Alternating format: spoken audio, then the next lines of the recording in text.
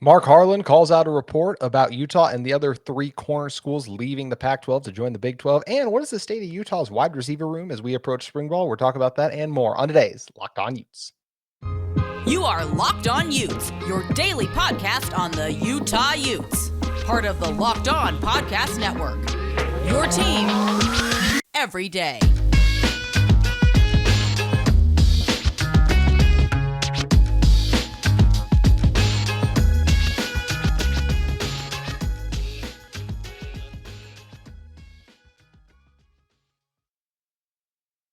Hello, everyone, and thank you for making Locked On Utes your first listen every single day. We are available on all platforms, including YouTube. Today's episode is brought to you by FanDuel Sportsbook, the official sportsbook of Locked On. Make every moment matter more. Visit FanDuel.com/LockedOn today to get started. My name is Wistrcill, former intern inside the University of Utah Athletic Department. And on today's show, we're going to be discussing Utah's wide receiver room, how they look heading into spring ball. Also talk about some seeding stuff as it pertains to the women's team and the upcoming NCAA tournament.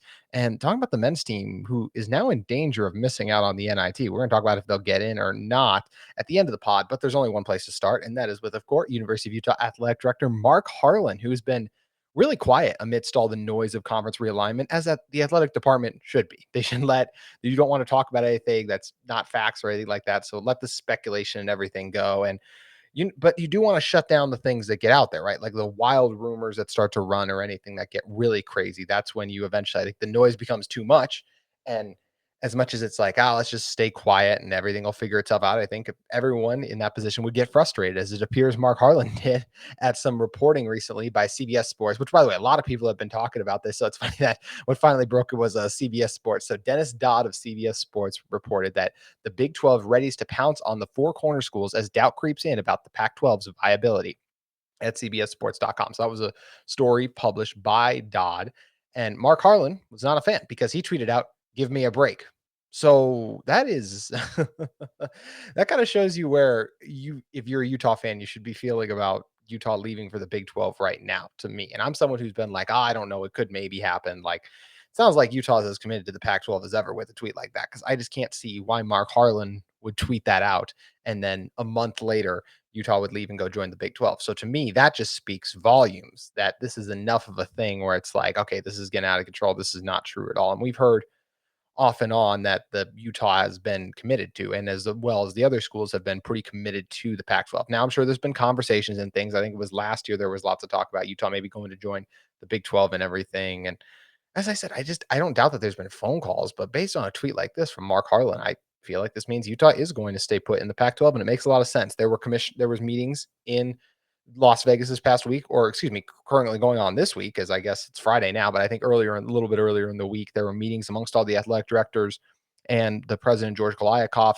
When all these conferences come together, it's a great time for the presidents, commissioners, everyone to meet up. And based on Mark Holland's tweet, I got to believe those meetings went exceptionally well, if he's going to be talking about and feeling good enough to tweet about something like this, where it's just like, no, that's not going to happen. So I absolutely believe him when he's talking about this. I definitely think that Utah is going to stay in the Pac-12 now for the short foreseeable future, and I think they're going to work out a deal soon. I just have a hard time believing a month from now Utah is going to be making a major conference change or announcing in 2024 or something like that they're joining the Big 12, when you got the athletic director shooting down a report about this. And once again, I mean, the Athletic's been talking about this for a while. There's been a lot of different reporting on this as of recently. So I think it's really interesting that of all times now, Mark Harlan eventually ends up commenting on it.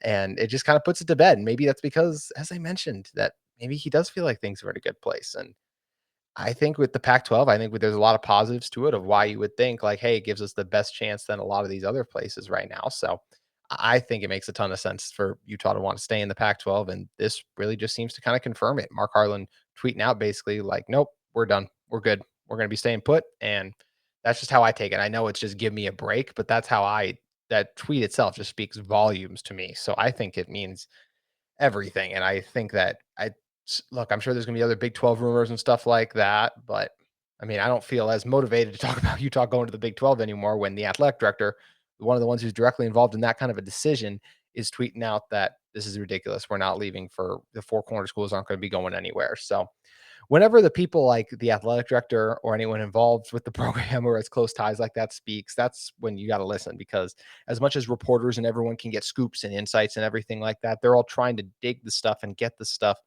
about the decisions being made by people like Mark Harlan. So when it comes straight from his mouth, straight from his Twitter account, and it's still up, by the way, not like he tweeted this out and then deleted it or anything like you see a lot of guys do now.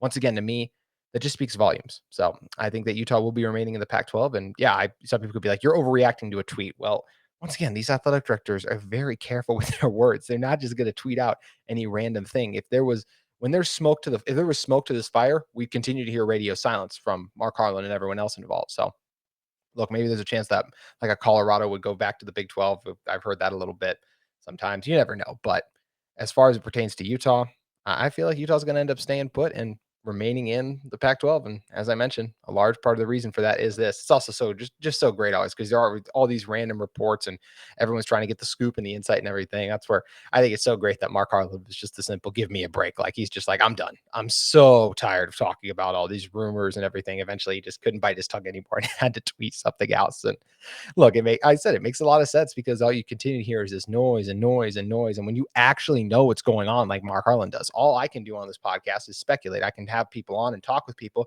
who say they're in the know, right? And because they're reporting, I trust them and believe that they are in the know. But at the end of the day, they're all just trying to get the information get the information on the discussions that Mark Harlan is actually involved in on the day-to-day basis. So yeah, once again, I think this tweet means everything. And I think it is really important. And it's really interesting to see now how it's all going to end up shaking out, because does this mean we're going to get our media rights deal in the next couple of weeks? I got to believe so. I thought that would be the case. And this kind of a tweet only reaffirms that belief for me. So it's going to be fun to watch. And maybe we have to turn on Mark Harlan's notifications now, because outside of always supporting the athletic department, could be a couple more shots thrown at any, at least what he would deem reporting that is inaccurate by his, in terms of what him and his team and department and all of that are deciding to do. So I think that's the really interesting thing there from Mark Harlan. Also, really quick, I want to talk about the women's basketball team before we jump into the receivers.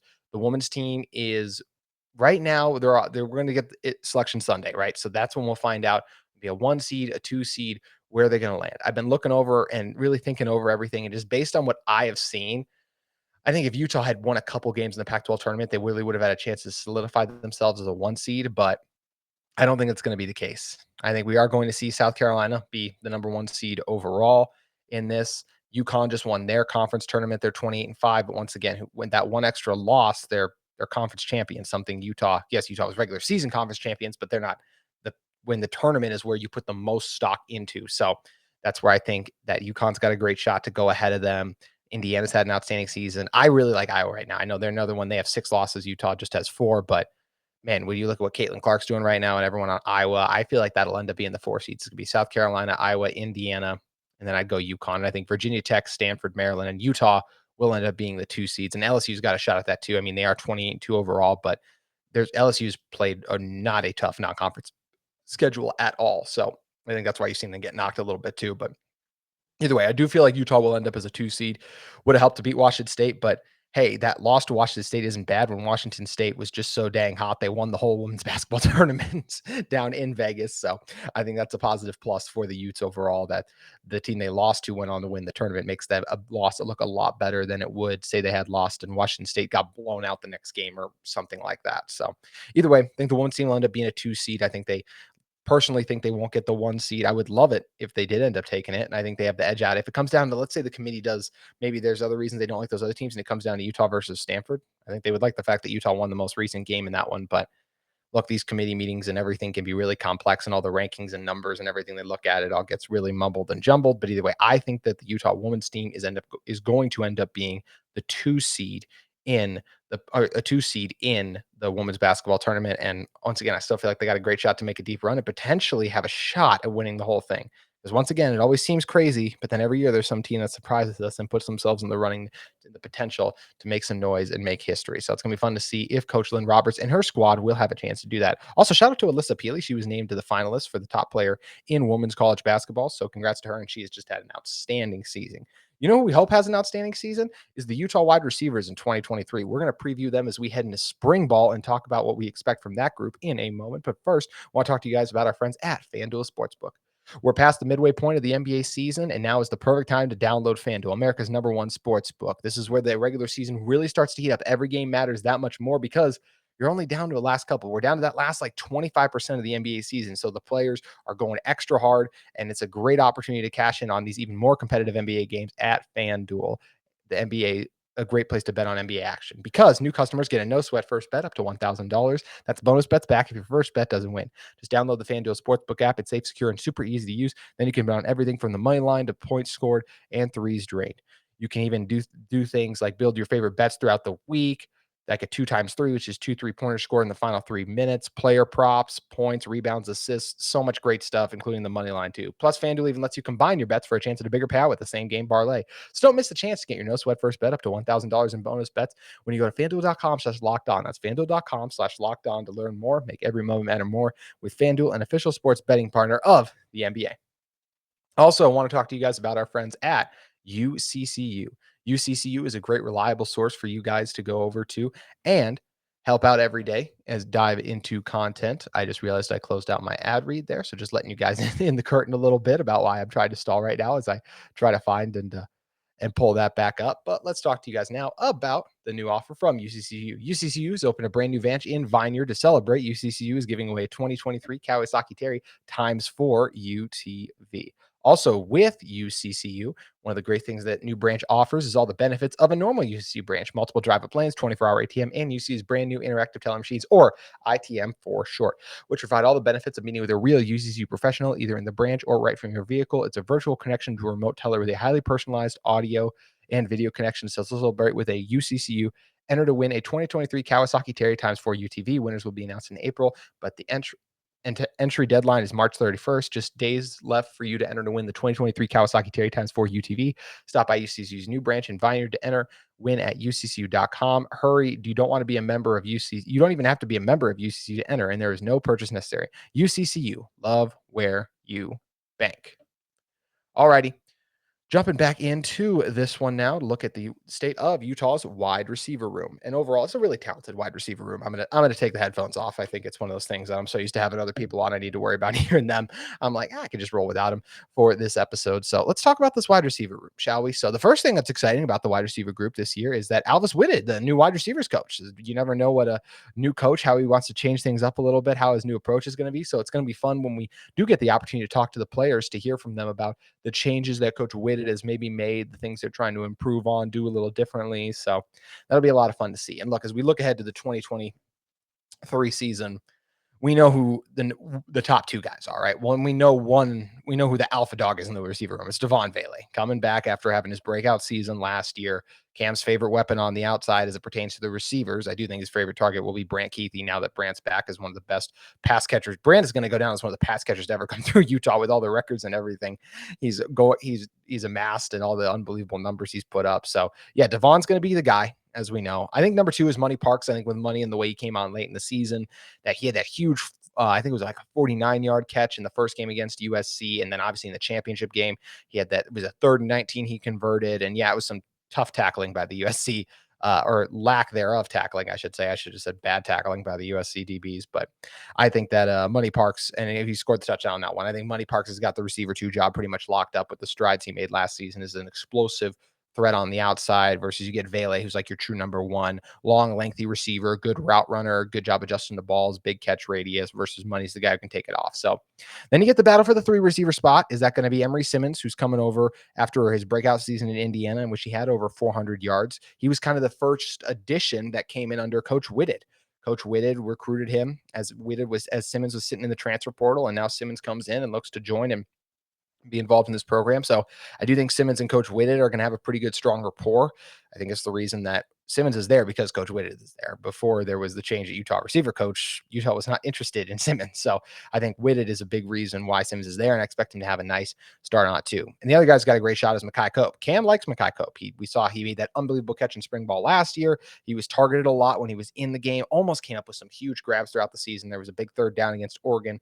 I remember that just was it was a low thrown ball, one he should have caught, but not an easy catch by any means. So I think Makai Cope's another guy too, and we know he has spectacular hands, as I highlighted that one catch he made in spring ball. So we know all the great things he can do overall. So those are the 4 guys that I feel like will end the season from the receiver position with the most catches. But there's always the wild card, someone who's going to break out or get thrown in that you don't expect. Last year, that was Mony Parks, right? It was so we looked at and we thought Mony, Mackay, like who's going to be the breakout guy. And by the end of the season, because we thought it was going to be Devaughn and Solomon Enis, and Solomon Enis was really an afterthought by the time he got to the end of the season. He was instrumental in blocking, which is what all these receivers are going to have to be able to do because of how much Utah likes to run the rock. They know the expectation, the standard set by Coach Witt that he wants from his receivers and Coach Ludwig when it comes to blocking on the outside. So I think there's a group of 4 guys, and I'm really interested to see what their role inside the offense is going to look like. The first one being Tyquan Gilmore. Gilmore got a couple carries in the sweep game last year, but overall wasn't a huge factor. He was involved in the punt return game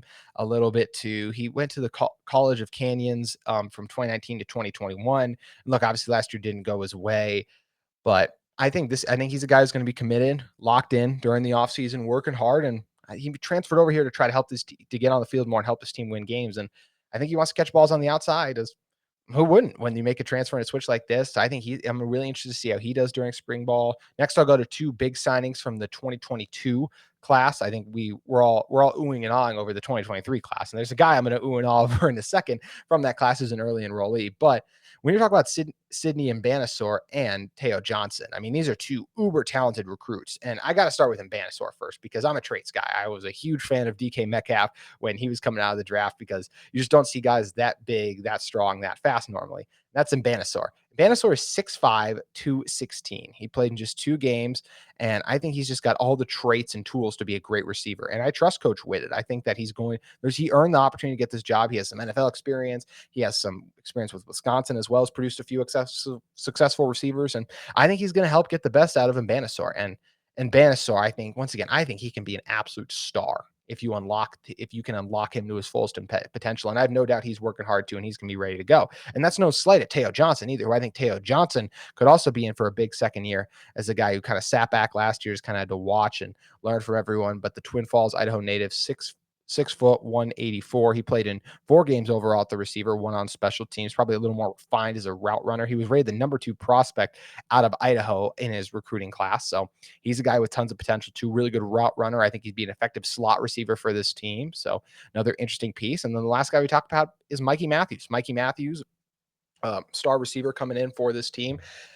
I think he's got a chance to be special. Now, can he be special in season 1? That's tough to do, but I remember last year there was a pretty special running back in Jalen Glover who enrolled, and he ended up playing a role in this team's success last season. So can Mikey Matthews be the latest freshman skill position player to make an impact on this team? I think that's absolutely possible and something I'm very curious and interested to watch and see. So you get Gilmore, the veteran, and then you get 3 guys in Mbanassor, Johnson, and Matthews, who I think are all going to have a chance to get on the field at some point and make an impact. As I said, the top 4 seems like it would be Vele, Parks, Simmons, Cope, but one of these guys is probably going to upset or pass one of those guys if past seasons have taught us anything about this Utah football team. So I'm really excited to see who it is. I think the wide receivers, there's a lot of young potential there, and you got a couple reliable players returning. I really like the state and the position that this room is in overall, and it's going to be fun to see how they progress and grow over spring ball and just hear more and get more information on what Coach Witt wants to do with these guys too, as he learns what he wants to do inside the system and kind of the tweaks and little changes that he might want to make too. So it's going to be fun to hear about how all that works out. We're going to talk about the men's team and their NIT chances and grade the receivers from last season in a moment. But first, I want to talk to you guys about our friends at Built Bar. You're looking for a delicious treat, but don't want all the fat and calories, and you got to try a Built Bar. We just got through the holidays, and I know my goal is to eat a little healthier this year. If you're like me and you want to eat healthier, but don't want to compromise taste, then man, I've got just the thing for you. You got to try Built. With Built, healthy is actually tasty. Seriously, they're so delicious, you won't think they're good for you. Perfect for your New Year's resolutions. What makes Built Bar so good? Well, for starters, they're covered in 100% real chocolate. That's right, real chocolate. And they come in unbelievably great flavors like churro, peanut butter brownie, and coconut almond. I'm not sure how Built does it, but these bars taste like real candy while maintaining amazing macros. What's even better is they are healthy, only 130 calories and 4 grams of sugar with a whopping 17 grams of protein. And now you don't need to wait around to get a box. For years, we've been talking about ordering your Built bars at Built.com. Now you can just go to your local Smith's or Sam's Club and pick them up. That's right, head to your local Smith's or Sam's Club and grab your box of Built bars today. You can get a 4-box of cookies and cream, coconut puffs, salted caramel brownie puffs at you near a Smith's, or if you're close to a Sam's Club, run in and grab a 13-bar box with our hit flavors, brownie batter, and churro. You guys can thank me later. Make sure you guys head over to Smith's, Sam's Club, or Built.com to get in on those deals from Built Bar today.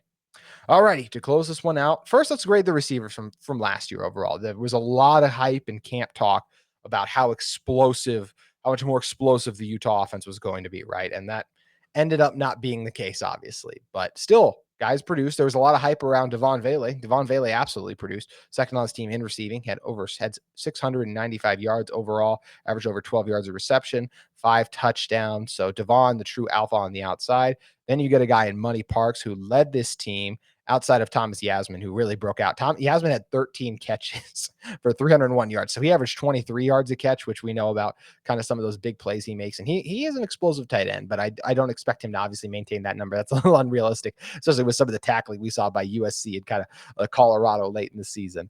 But shifting from there, going back to Mony Parks. I mean, he had the 15.9 Mony Parks has, he could easily be over 16 yards a catch next year because, as I said, he's more of a vertical threat on the outside, a big play guy. So he had 26 catches for 414 yards. Then you get to the other pass catchers. You get guys like Jalen Dixon, 344. Enos had 101. Makai Cope had 75. And those were all the receivers. Those were all the receivers who caught passes for this Utah team. So overall, 3, 4, 5 receivers caught passes. Then you get guys like Mekhi Bernard and other guys involved in there. So look, when there was so much hype about how explosive the the offense was going to be because the receivers on the outside, part of that blame goes on Cam, I guess, but I think also part of it goes on. There were a couple times throughout the season, and I really like Devaughn. I think he's a good number one. He still makes some mistakes of kind of tracking and locating the ball late in games a couple times. There are moments. I think he does a good job of it overall, but he's not one of the best at it. You still see there's moments where it's like, I feel like he could have fought or come down with that 50-50 ball a little bit better. Like I said, just opportunities to grow and get a little bit better there. Makai Cope did disappear from the games at some time and then would make a big play. Jalen Dixon was reliable. Solomon Enos wasn't really a factor. So I'm once again, as I've done the last few times we've done these shows, I struggle with these grades because I always think like it'll just come to me when I go right into it. And then it never does as we've gone through. Because we've been, I think we gave the quarterbacks a solid A, I want to say, overall. Running backs gave them a B. Offensive line was in the B range as well. For the receivers, I think a C is too low. So I'm going to go with a B minus. I think a B minus is fair for the receivers. I look at guys like Devaughn Vele. Like Vele is a guy I'd give an A. Mony Parks, I'd probably give a minus to. Jalen Dixon, a solid B, maybe a B minus even. Solomon Enos is in the C range for sure. And then none of the freshman receivers were an impact early on last year. So yeah, I think a B minus is fair overall. Like I said, it was kind of an underwhelming year for Utah receivers on the outside, but feel a lot better about this group than I did the group last year. I think last year relying on some veterans versus this year, I expect guys like Makai Cope, who've only continued to grow each year, to continue to grow. Devaughn Vele, there's no reason to think he shouldn't be even better this year after making a huge leap last year. And then you get all the wild cards like a Makai Cope. How's he going to shape up? You get Emory Simmons coming in, and if Simmons doesn't work, all those talented young dudes. So yeah, I think a B minus is fair for last season, and I expect that to be at least a B or a B plus after the 2023 season. But that's going to be one of the fun things is to watch, see, and track how it all plays out. So as we shift off of the wide receivers, we'll now talk about the Utah men's basketball team. And, originally middle of the season, right? The things were really going Utah's way. It was all, will Utah make the NCAA tournament? And it seemed like, man, there's a chance. You saw him popping up on some things. That KenPom ranking was looking pretty good. And then February happened. Last year, we talked a lot about the winless January the team had. And while the team didn't go winless in February, and if you combine March in that as well, the team won 2 games in February overall and March, like I said, in March combined. And as I'm recording this right now, and you guys will hear it in the next couple hours on this Friday, March 10th, some of you will listen to it March 11th. If you listen to this episode on March 11th, it will officially have been a month since this Utah men's basketball team won a game. So a really disappointing end to the season once that kind of clicked. And yes, the competition got tougher and ramped up, but you were a team that was in the top 3 for most of the Pac-12 play, especially in January. Utah was as high as 2 at one point, I believe, maybe even 1, as I said on yesterday's show. But either way, and then now, look, you get bounced in the first round of the Pac-12 tournament. I know you deal with injuries and everything, but really against the top teams in the Pac, you had 1 win, and that was back in December on your home floor. And everyone else, Oregon, look at all the California school, or not all the California schools, but the 2 major ones, USC, UCLA, Arizona State. And once again, it's like, I know those are tough teams to beat, but if you want to be considered one of the best teams, you got to get them at least once. And This Utah team just simply didn't do that. And overall in the season, they're now 17-15. They're 10-10. I remember when we were talking about they were 17-11.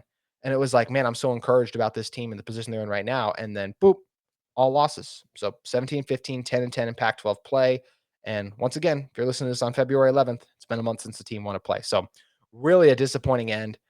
I think we talked about when I had Josh Newman on a couple weeks ago, or actually it was I think it was back in January. We talked about a successful season I thought was a win or two in the Pac-12 tournament after what they did. And they didn't not it wasn't like they just lost in a heartbreaker. They just didn't look good against Stanford, trailed by as much as 15 in that game. So a really disappointing end of the season once again. So now we shift from NCAA tournament to NIT. And look, it's a 32 team tournament overall, but there's also a ton of automatic bids. If you win your regular season in conference, for example, I coming off the Big Sky tournament this weekend. Eastern Washington did not win the Big Sky tournament. Eastern Washington won the Big Sky regular season. They have an automatic bid to the NIT. And as of the time I am recording this, there are up to 16 teams that, let's say, that if they didn't, they're either in the NIT or they're still competing for that chance to win their conference tournament, and then they would get the NCAA bid, and obviously they're taking that. But if, let's say, they lose, they would go. So there's up to 16 teams that could, so over half the field, that could be taken by those NIT bids. And once again, because of the position this Utah team is in, where they're 17-15 on the season now, 10-10 in Pac-12 play, it's not like Utah is one of the first four or next four teams out of March Madness of that field of 68. They're way past that. In fact, when you look at those teams that at-large bids or just some of the ones that I looked up, these are Joe Lunardi's first outs right now. Oklahoma State, Clemson, Nevada, Wisconsin, Oregon, Vanderbilt. All those, and Oregon obviously was 2-0 against Utah too, to make matters worse. So those are the teams like that are first four out that I expect to compete in the NIT. Teams like Michigan and the disaster of a season that's been for North Carolina, who is projected in his next four out. I don't expect them to go in. Michigan having a down year too. But even if we look in the Pac-12, I mean, I know there's, when the committee makes these decisions for the NIT, there's the eye test, there's the numbers, there's all these kind of things. Washington State, yeah, I know they lost 2 games to Utah, but you could look at how good Utah was earlier in the season, and you do have to take into consideration what these teams look like and what they are now.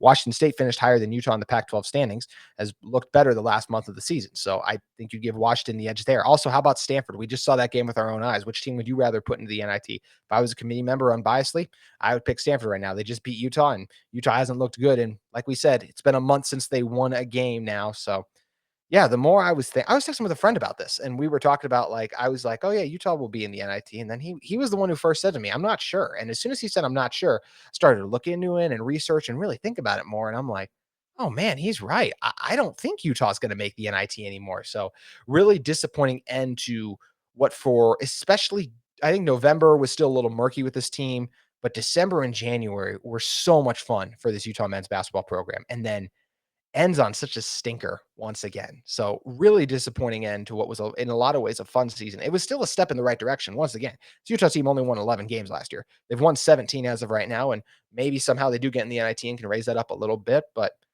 still disappointing overall. I think you have to say it is a disappointment for Utah men's basketball, especially, and that won't change if you get into the NIT and get bounced in the first round. I think making the NIT in itself, maybe it's then becomes a win, but it's like if you had told us before the season you'll make the NIT but lose in the first round, depending on who the opponent is too. I don't know if that is a good thing. So either way, rough way for the Utah men's basketball season end. But as we talked about early on in this show, it's going to be fun to see what the women's basketball team can do, because I think they have a chance to make a special run and truly achieve some madness in March.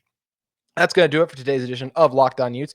But as a reminder, we want to thank you for making us your first listen every single day. And now we're good for your second listen every day. We recommend you check out the Locked On College Basketball podcast. March Madness is here, and you guys can head over and check out Locked On College Basketball, where experts Isaac Shade and Andy Pat bring everything you need to know on and off the court. You can hear from big name experts, coaches, and players throughout the basketball landscape on all the madness that occurs in March. Locked On College Basketball, available on YouTube and wherever you get your podcast. Appreciate you guys for listening to me all week long, as always. Thank you for continuing to support the show. As of right now, I'm recording this, we're at 970 subscribers, 30 away from 1,000.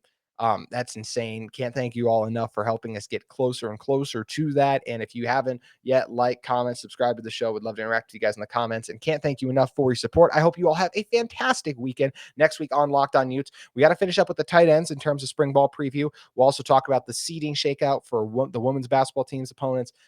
if the men's season is officially come to an end, and then we'll turn our attention to spring ball previewing on the defensive side of the ball. That's all next week on Locked On Utes. And thank you again for making us your first listen every single day.